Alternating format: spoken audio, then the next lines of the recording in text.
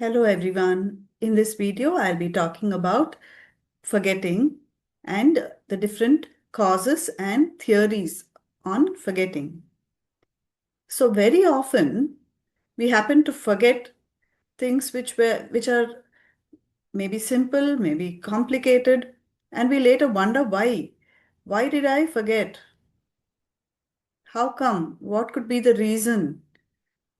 Sometimes for the exam we are so sure I had studied this so well, but why am I not able to recall this now? So there are different causes. Since it is a everyday human experience, it is common, it happens to all of us, and understanding its causes is quite complex. There are a lot of reasons why we forget. So there are many theories which explain forgetting in their own unique ways, and each offers valuable insights into why we lose access to whatever information, the knowledge, and the experiences that we have stored in a memory. So, one such theory, it's one of the very oldest ones. It's called the trace decay theory or the disuse theory. It says that memories create relatively permanent physical changes in our central nervous system. So, what happens is these traces are, according to this theory, physical changes which happen in our nervous system. They are called memory traces. And this theory says that, okay, for example, you're studying this chapter on human memory, and if you have been revising it every now and then, you've had chapter wise revision, chapter wise test, and then you have a midterm exam, then you have your final exam. So you have been accessing your stored knowledge about human memory chapter. So if you've been accessing it frequently, the memory traces will remain strong.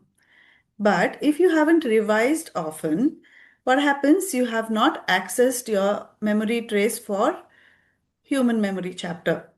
And the memory traces will gradually fade. And if you have not used it for a very long time, if you have not revised for a very long time, then it will disappear. So, the disappearance or fading of these memory traces leads to forgetting whatever you have studied about this chapter. So, there have been a lot of criticisms for this theory. So, they say that if it was entirely accurate, then if we have studied just before going to sleep, then we won't be able to remember most of it when we wake up. But the opposite actually happens. You study and go to sleep. Morning, if you've got a good sleep, you will be able to remember better. The next theory, which explains why we forget, is it says that when learned information interferes with other memories, forgetting happens. So, what happens when we learn? Usually, when we learn, we create association between what we are learning now, presently, to what we already know. So, we create association between old and new memory. And what happens when you want to recall any information that you have recently learned is at the time of retrieval, when you want to recall, these associations will compete with each other. So there are two types of interference which will explain this. One is proactive interference. It's also called forward moving. Here the old information interferes with recalling new information. Like for example, you already know English. You have been studying in English medium since your LKG. Now you want to learn German. But you're finding German difficult because English words keep coming to your mind. What happens? What is happening? Your old information is interfering with learning new material, right? That is proactive or forward moving. Another type of interference is retroactive interference, which is also called backward moving. Here, the new information that you're learning now blocks the recollection of old material. Like, for example, when you're learning German, if I have to take the same example, You're learning German now, you already know English, but you struggle to think of English words which are of the same meaning as the newly learned German vocabulary.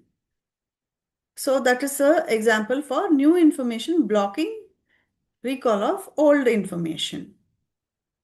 So this is also a very popular theory, and you can expect a lot of questions on this topic.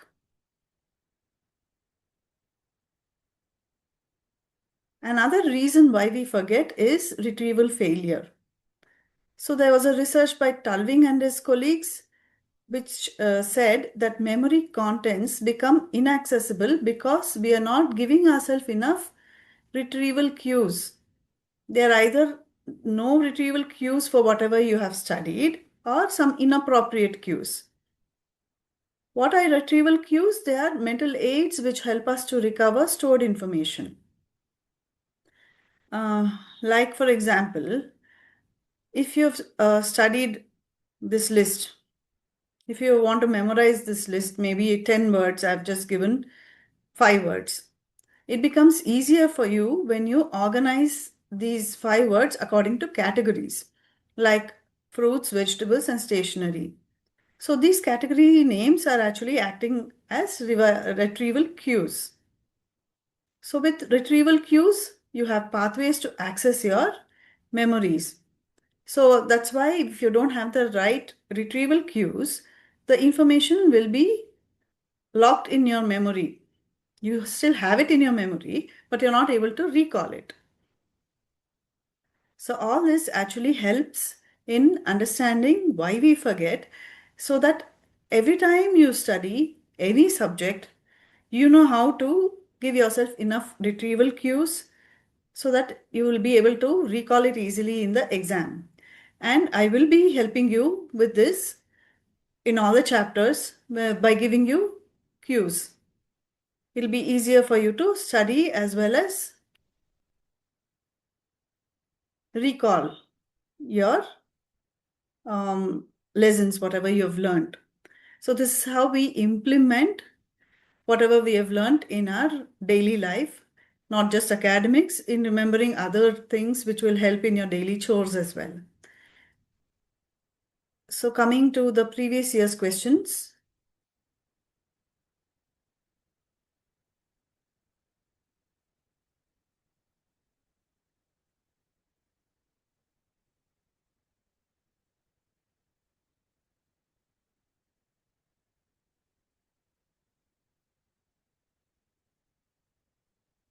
In the NIOS May 2025 question paper, there was a 5 marks question which said daily homework done by students helps to retain what has been taught that day. If we delay it, then it is forgotten. Explain the nature of forgetting and the role of interference with the help of examples. So just now what we discussed was about role of interference. For nature of forgetting, you have to speak about Hermann Ebbinghaus and his forgetting curve. Always write in bullet points. So here you write in bullet points about the interference theory. Underline the keywords that will help you to get the attention of the evaluator. So I will be discussing all this in detail about how to write the answer so that you get full 5 marks using different techniques, tips. All right. So with this, I have completed the topic of causes and theories of forgetting, and I have guided you on how to answer a 5 mark question. So until the next video, thank you so much.